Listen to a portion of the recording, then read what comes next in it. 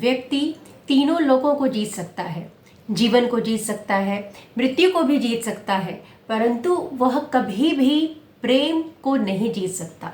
प्रेम को अधीन नहीं कर सकता है। इसका उदाहरण हम रावण के माध्यम से, रावण के चरित्र से समझ सकते हैं कि रावण ने देवताओं को भी भय में डाल दिया। उसने युद्ध में मृत्यु पर भी अपना काबू पा लिया, मृत्यु को भी डरा दिया, देवता इंद्र को भी डरा दिया, परंतु वह सीता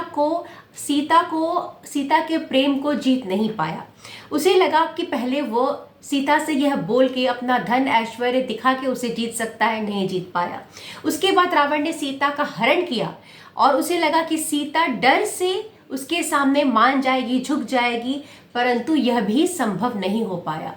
और उसके बाद रावण फिर एक चाल चलता है, वह एक साइकोलॉजी, मनोविज्ञान का सहारा लेता है, और जब सीता को वह लंका में ले गया होता है, तो सीता को पूरे महल में अपने घुमाता है, अपने ऐश्वर्य दिखाता है। सीता को यह जताने का प्रयत्न करता है कि अभी तक उसने जो राम जी के साथ वनवास के दुख का अनुभव किया है, वह उसके सीता जी के पूर्व कर्मों का फल है। अर्थात वह सीता जी को यह दिखाता है कि आपने जो कुछ पूर्व जन्म में कुछ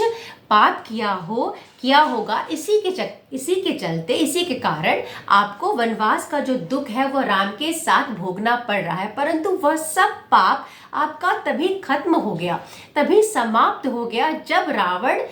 आपके पास आया प्रेम का प्रस्ताव लेके। अर्थात वह कहता है कि मेरे आने के बाद से ही आपके वह पाप मिट गए, और अब आपका जो समय है, मेरा आना आपके पास इस बात का सूचक है कि आपके सभी पाप कर्म मिट चुके हैं और अब आपके पुण्य कर्म शुरू हुए हैं, और उन पुण्य कर्मों की वजह से, उनके आशीर्वाद से अब आप जीवन के भोगों को भोगें। और वह सीता को यह भी कहता है कि जो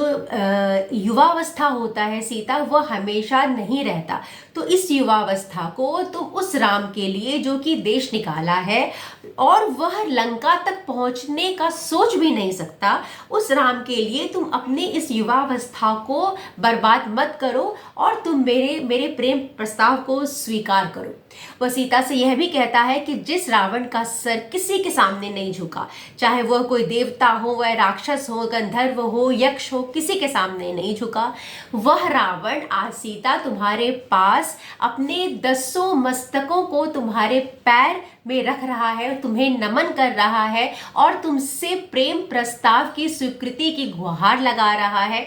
और वह सीता से कहते हैं, सीते मैं तुम्हें विश्वास दिलाता हूँ कि तुम यदि मेरी पटरानी बन गई, मेरी रानी बन गई, तो मैं तुम्ही को अपनी इस सर्वोपरि पटरानी मानूंगा और तुम जो कहोगी वही होगा। यहाँ तक कि लंका का जो कार्यभार है राज्य का, वह भी अब तुम ही संभालना, क्योंकि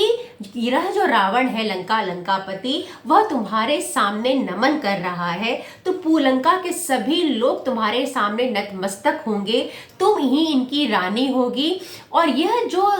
मेरे शब्द निकल रहे हैं वह इस बात के सूचक है कि तुम्हारा जो ऐश्वर्य का समय है, सुख का समय है, वह अब शुरू हुआ है, तो तुम इसे स्वीकार करो।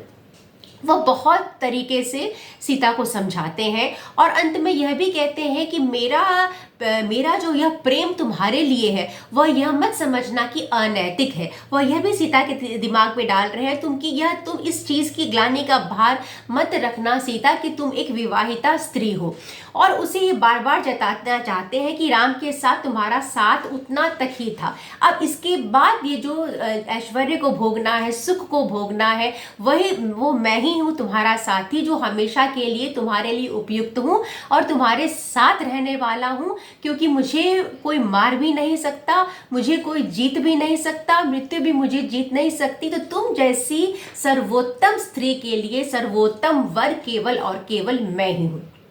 और इतना कहकर जब वह देखता है कि फिर भी सीता यही बात कह रही हैं कि मेरे कल आज हमेशा राम थे और राम ही रहेंगे, इस प्रकार से कह रही हैं, तब रावण को क्रोध आ जाता है और अंत में रावण उन्हें भय दिखाने का प्रयास करता है और कहता है कि मैं तुम्हें 1 वर्ष का समय दे रहा हूं सीता, इस 1 वर्ष में तुम अपने मेरे प्रेम के प्रस्ताव को समझो और स्वीकार करो, नहीं तो इसका परिणाम बहुत खराब होगा। तो जिस प्रकार से हम आजकल देख रहे हैं कि व्यक्ति प्रेम को चाहता है कि जबरदस्ती ही पाले किसी के प्रेम को, तो यह बार बार हमारा इतिहास जो है, हमारा जो माइथोलॉजी है, कहानियां हैं, वो हमें बार बार यही बताती हैं, यही समझाने का प्रयत्न करती हैं कि चाहे आप विश्व को भी जीत सकते हैं, परंतु किसी के प्रेम पर अधिकार पाना यह किसी के बस की बात नहीं है। यह एक ईश्वरीय विधान है और यह व्यक्ति चाह के कि किसी के प्रेम को अपने बल से जीत नहीं सकता, और जब व्यक्ति इसके विरुद्ध आचरण करता है तो उसका परिणाम हमेशा ही खराब होता है। उम्मीद करती हूँ मेरा वीडियो आपको पसंद आ रहा होगा। मुझे सुनने के लिए बहुत बहुत धन्यवाद।